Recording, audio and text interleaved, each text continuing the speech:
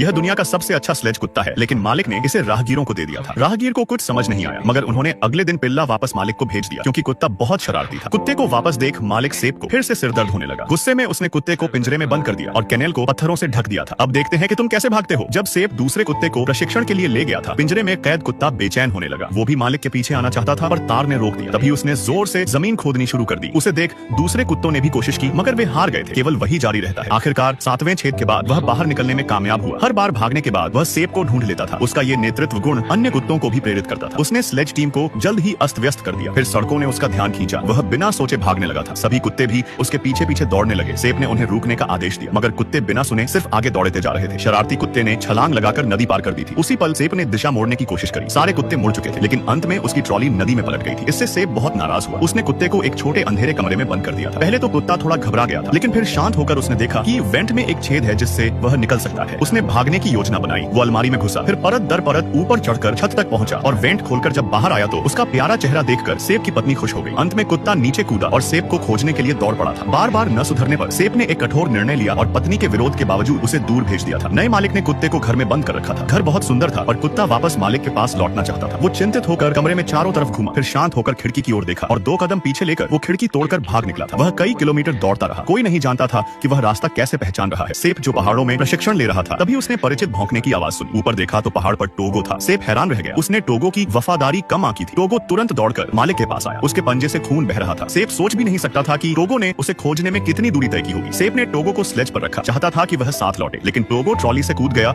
और अगुआ कुत्ते की जगह ले ली। मगर सेब ने उसे पीछे खड़ा किया। तभी बगल के कुत्ते टोगो पर गुर्राते हैं। टोगो ने उन्हें चाटकर शांत किया। कुछ देर चाटने के बाद उनका गुस्सा गायब हो गया था। टोगो बहुत बुद्धिमान था। कुत्ते स्लेज खींचने लगे, पर टोगो सबसे तेज था। सेब ने उसे फिर पीछे किया, पर टोगो अब भी सबसे आगे दौड़ रहा था। मालिक ने टोगो को बार संभालने की कोशिश करी। पत्नी ने देखा कि टोगो अगुआ कुत्ता बन गया है, तो उसे बहुत खुशी हुई। सेब ने खुशी से कहा कि टोगो अब सच्चा स्लेज कुत्ता बन गया है। जिसके बाद शहर की प्रतियोगिता में टोगो की टीम ने जीत हासिल कर ली थी। टोगो 12 साल तक चैंपियन रहा, मगर शांत दिन हमेशा कम होते हैं। उस सर्दी में शहर में एक वायरस फैल गया था, जिससे बच्चे संक्रमित हुए और 5 की मृत्यु हो गई। शहर के लोग वायरस रोधी दवा भेजना चाहते थे, पर यह सदी का सबसे तेज तूफान था। विमान और कारें नहीं आ सकती थी और दवा 400 किलोमीटर दूर थी।